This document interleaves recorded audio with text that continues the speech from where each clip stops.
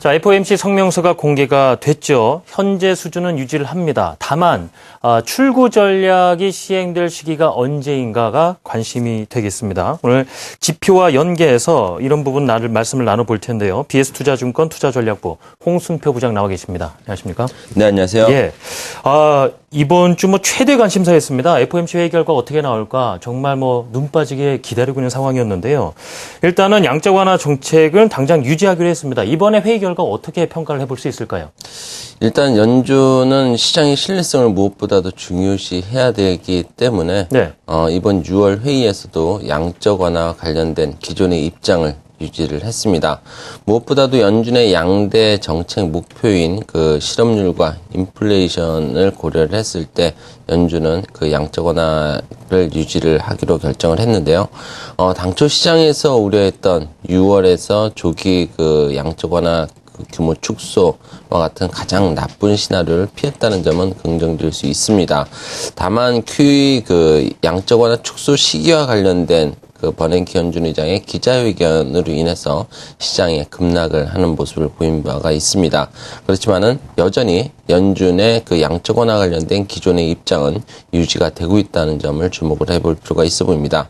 사실 지난 5월 FOMC 회의에서와 같이 연준은 작년 9월에 시작된 양적 완화 단행 이후에 고용 시장이 개선되고 있는 등 미국 경기 전반이 전망에 대해서 보다 좀 낙관적인 그런 입장을 유지를 했다는 점이 긍정적이고요. 뿐만 아니라 연준은 글로벌 금융시장의 변동성 확대 요인으로 작용하고 있는 양적 완화 규모를 축소하기에 앞서서 미국 경제의 하방 리스크가 감소하는 것이 확인되면서 미국 경제 지속적인 그런 개선과 또 향후 전망에 대한 신뢰감이 유지돼야 된다는 그런 입장도 유지를 했습니다. 미국의 경기 흐름이 충분히 강하게 유지될 수 있다는 점이 확인된 이후에야 미국 연준은 자산 매입 속도를 늦춰야 한다는 점을 다시 한번 확인시켜 준 것이라고 볼 수 있겠는데요.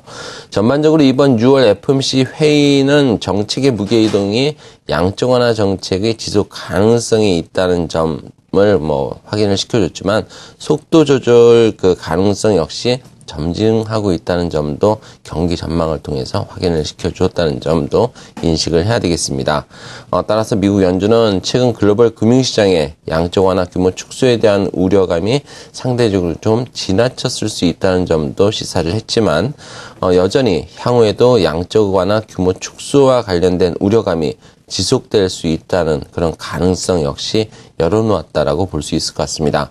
따라서 글로벌 증시 연말까지는 어느 정도 간헐적인 변동성 확대 가능성을 예상을 해볼 수 있겠습니다. 그렇군요. 지금 연말부터 줄이기 시작해서 빠르면 내년 중반에 이제 채권 매입 중단할 수 있다라고 언급을 했는데 그 조건을 달았거든요. 연준의 예상대로 움직일 경우에만. 그러니까 어찌 보면은 가봐야 또 알 수 있는 상황이 아닌가도 싶단 말입니다. 이번에 언급했던 시기대로 양적 완화 어떤 출구 전략이 움직이게 될지 이 부분 여쭤보고 싶습니다. 어떤 글로벌 경기와 관련해서 특히 미국 경제를 위협할 수 있는 페텔 리스크 전혀 예상하지 못한 그런 악재가 나타나지 않는다는 점을 전제를 한다면은 현재 추세적인 실업률과 미국의 물가 수준을 고려를 한다면 미국 연준의 양적 완화 정책은 버냉키 연준 의장이 기자회견에서 밝혔듯이 연말까지는 충분히 유지될 수 있다는 전망을 해볼 수 있습니다. 실업률 같은 경우는 경기의 선순환 흐름, 즉 소비의 확대로 생산이 늘어나게 되고 생산이 늘어나면 이제 기업의 고용이 확대되고 다시 가계의 소득과 소비가 늘어나는 그런 좀 선순환 흐름을 나타내주는 대표적인 지표라고 볼 수 있겠는데요. 현재 5월 미국의 실업률이 전월보다 0.1%포인트 상승한 7.6%를 기록했지만 지난 2009년 10월 최고치 대비해서 2.4%포인트 낮은 수준에 위치하고 있기 때문에 미국의 고용시장은 미국 경기의 점진적인 선순환 흐름을 예상할 수 있게 해주고 있는 상황입니다. 다만 실업률이 2009년 10월 이후에 매월 평균 0.1%포인트씩 하락하고 있다는 점을 감안한다면 고용시장의 개선은 매우 점진적으로 이루어지고 있다고 볼 수 있겠고요. 현재의 추세를 0.1%포인트씩 하락하고 있는 점을 고려하면은 버냉키 연준 의장이 예상하고 있는 양적 완화 축소 그 시기 연말 정도면은 7% 초반대까지 실업률이 내려올 수 있다라고 판단을 해볼 수 있습니다. 그리고 인플레이션 측면을 고려한다면 역시 수요 측면에서는 소비여력을 훼손시키지 않는 그 가격 수준이고 또 공급 측면에서는 생산과 또 투자력을 훼손시키지 않는 가격 수준으로서 소비와 공급 측면에서 시장의 신뢰감을 반영하면서 역시 미국의 경기의 선순환 흐름이 안정적으로 유지되고 있음을 나타내고 있습니다. 5월 소비자 물가 상승률의 경우에는 전월 대비 0.1% 상승에 그쳤고요. 핵심 소비자 물가 상승률 역시 플러스 0.2%를 기록을 했습니다. 클리블랜드 연준에서 조사하고 있는 5월 그 소비자 기대 인플레이션율 같은 경우도 5월 들어서 전월 대비 하락한 바가 있습니다.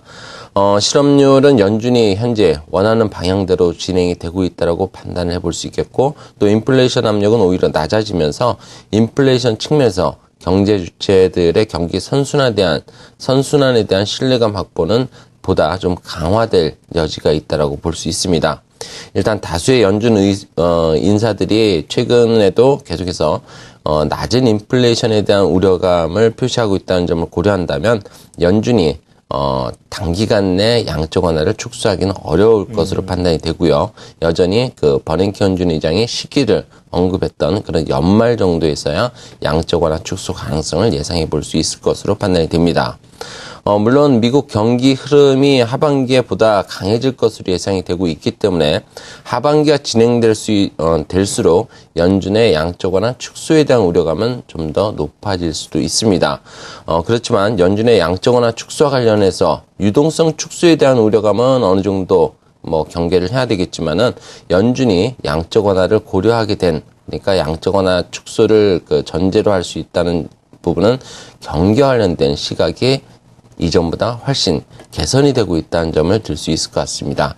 현재 글로벌 증시 변동성이 커지고 간밤 미국 증시 하락을 했지만은 연준의 양적 완화 축소의 이면에는 미국 경제 성장에 대한 강한 신뢰감이 바탕이 되고 있다는 점에 주목을 해볼 필요가 있어 보입니다. 네, 지금의 미국에 보이고 있는 지표 통해서 양적 완화 축소가 어느 수순을 밟아갈지 말씀을 나눠봤는데요. BS투자증권 투자전략부 홍순표 부장님 말씀 들어봤습니다. 감사합니다. 네, 감사합니다.